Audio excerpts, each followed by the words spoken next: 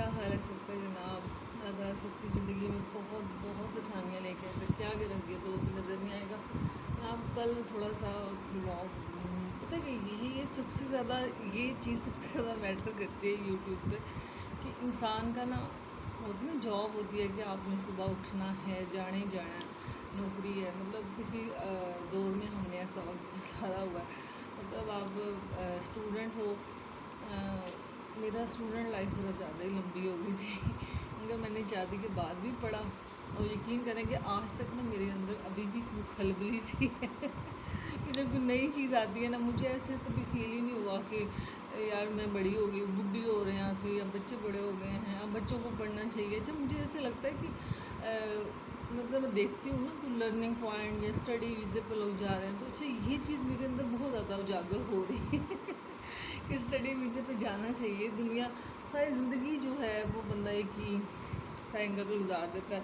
यहाँ तो सिर्फ पैसे इकट्ठे कर लिए, कार बना लो, ये कर लें, बस का ये चीज़ें ना बड़ी बेमायनी सी लगने लग जाती हैं कि यार ज़िंदगी किस चीज़ का नाम है, क्या हम करना चाह रहे हैं ज़िंदगी के साथ कुछ समझ नहीं आ रही होती।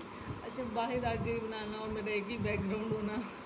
सबसे पहले मैं आपको ये बता देती हूँ कि मेरा एक ही बैकग्राउंड क्यों हो रहा होता है कि मेरी आई साइड का खासा, मुझे जिसे कहते हैं ना स्पेशल हुआ है। मुझे दूर से भी थोड़ा सा धुंधला नज़र आता है, ज़रूर बताइएगा। और नज़दीक से तो मज़ीद ही, मतलब मोबाइल तो बिल्कुल प्रॉपर से मुझे शो नहीं होता कि मोबाइल तस्वीर मतलब विदाउट हो, और मुझसे आई कॉन्टेक्ट के बगैर बात ही नहीं होती। मैं सही बताऊँ, मेरी अम्मी हो या अब्बू हो, शायद मैं उनको भी कह दूँ कि मेरे मुंह इधर करके बात करें। कहने का मकसद ये था कि हर एक की अपनी अपनी एक सोच होती है। अच्छा चलें, ताड़ लेती हूँ, दूसरे को भी समझ नहीं आएगी, चले बन तो जाएगी। अब आप अंदाजे से देखते जाए। इसमें सबसे ज़्यादा ना बहुत बहुत चीज़ मैटर करती थी कि मैंने जब यूट्यूब पे मैंने बहुत ज़्यादा इंटरफेयर कर लिया, मतलब समझा इंटरफेयर मीन कि मैंने इन चीज़ों को बहुत टाइम है। बाकी मुंह बंदे का मोबाइल में ही रहता है हर वक्त सोचना। तो सोशल मीडिया एक ऐसी चीज़ है कि देखें, मैं हमेशा ना एक चीज़ को फील करती आई कि जब हम लोग छोटे थे ना, हम क्यों टेंशन में नहीं थे। शायद आप मेरी इस बात से एग्री करो कि हम लोग क्यों उस तरह की टेंशन नहीं लेते थे। संडे वाले दिन पता नहीं जुमे को छुट्टी होती थी, कुछ ऐसे सीन था, बस जो भी था। लेकिन हमारी लाइफ में ना आटा, ना चीनी, ना पत्ती, ना घ्यो, इस तरह की कोई टेंशन नहीं थी। हालांकि हमारे माँ बाप बहुत मतलब हार्ड वर्किंग थे मेरे अब्बू, और कि बहुत लग्जरी लाइफ नहीं थी। लेकिन अगर अब सोचूं तो लग्जरी लगती है कि कभी सुना ही नहीं था अपने माँ बाप के मुंह से कि मतलब बिजली का बिल आना है या पानी का आना है। कभी माँ बाप ने इस बारे में डिस्कस नहीं किया था, और एक तो लिमिट्स होती थी। बट एनीवे कुछ चीज़ों को डिस्कस करने का बहुत दिमाग में घूम रही थी। एक तो वो जो इस पर मैं रिएक्शन नहीं दे रही, मैं अपने दिल की बात करूँगी, जो चीज़ मुझे फील हुई। अब इकरा कौल की जो शादी हुई है, सिस्टर आलोजी वाली जो इकरा कौल है, बस मैं वहाँ पर थोड़ी सी बात करना चाह रही थी कि देखिए ये चीज़ें होती हैं जो इंसान को ना मेंटली हमारी बच्चियों को ख़राब कर देती है। जो हम कहते हैं ना कि बच्चे ख़राब हो जाते हैं नेट देख देख के। हम देखो वो इकरा कौल जब उसकी शादी हुई विदाउट मतलब निकाह, हमारे लिए बड़ी अहमियत रखती है बात हमारे माशरे में, हमारे मज़हब में। वो बाजी दुबई चली गई, अब उसकी अभी मंगनी हुई है और वो रीप के साथ दुबई चली गई। अब हमारे लिए ये बात बहुत कंसीडर करती है कि विदाउट शादी कहीं बाहर सरवाइव करना। एक शहर में रह के मुझे तो लगता है कि वो गली भी लड़के को छोड़नी पड़ती है जहाँ पे उसकी मंगनी हुई होती थी। मतलब कि आज के दौर में भी ऐसा ही है। कोई ऐसा अभी भी हमारे घरों में ऐसा कोई सिस्टम चेंज नहीं हुआ कि हम इतने मॉडर्न हो जाएंगे शादी के बगैर ही दूसरे शहर, दूसरी गली से नहीं जा सकते तो शहर मुल्कों बाहर किधर से जा सकते हैं। That's not fair. तो इस चीज़ से मैं बिल्कुल भी एग्री नहीं करती। हालांकि मैं ओपन माइंडेड हूँ, थोड़ा सा मेरा दिमाग होता है कि नहीं, अब जो ज़िंदगी है वक्त के साथ साथ चलना पड़ता है, थोड़ा बहुत चेंज लाइफ में लाना पड़ता है। हर वक्त की सख्ती अच्छी नहीं होती, और बहुत ज़्यादा बोलना भी अच्छा नहीं होता, हर बात को टोकना। मेरे अब्बू कहा करते थे, मुझे बड़ा याद आती बात, जो आँखों का देखना होता है ना, यही काफ़ी होता है बच्चों के लिए। इतना प्रेशर देना चाहिए उनको, मारते जब भी ज़िंदगी में बच्चे पे हाथ उठाया ना, अगर तो चंगी तरह तोड़ी ला दो उन्होंने मुड़ के ना लाओ, बार बार लगाने से ना बच्चे का डर दूर हो जाता है। वो कहता बस इन्नी जी गल सी, यही रोला सी, माँ एडा डरा रही सी, तो टीचर इतना डरा रहे थे। तो मैं यहाँ पे सिर्फ इतना कहना दिमाग में था कि कुछ चीज़ें वाकई में ही हमारी वो जो कहते हैं ना, मैं देख रही थी माशाल्लाह से, अल्लाह ताला उनको और दे, मिलियन में व्यूज़ जाते हैं, दैट्स ट्रू के आई थिंक सो कि वो 100% अपने जितने उसने खर्चे मतलब अपनी शादी पे किया, आई थिंक सो कि उसने तो एक वीडियो से ही कंप्लीट कर लिए होंगे इतने पैसे, जो आज के दौर में बहुत ज़्यादा गिने जाते हैं। ये पेट्रोल बड़ा महंगा है, ऐश है महंगी, मतलब ये बातें अब होती हैं, सब्ज़ी आ रही है।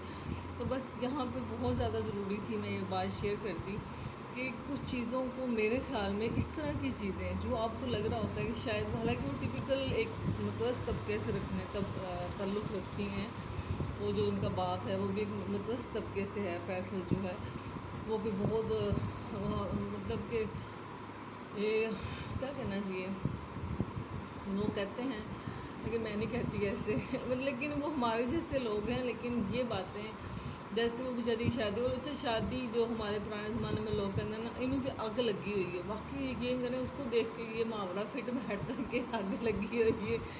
यार किस चीज़ की आग लगी हुई, शादी थी, हो जानी थी, अब निकाह के बाद अगर जाती तो कितनी इज्जत होती, कितना अच्छा लगता हमें।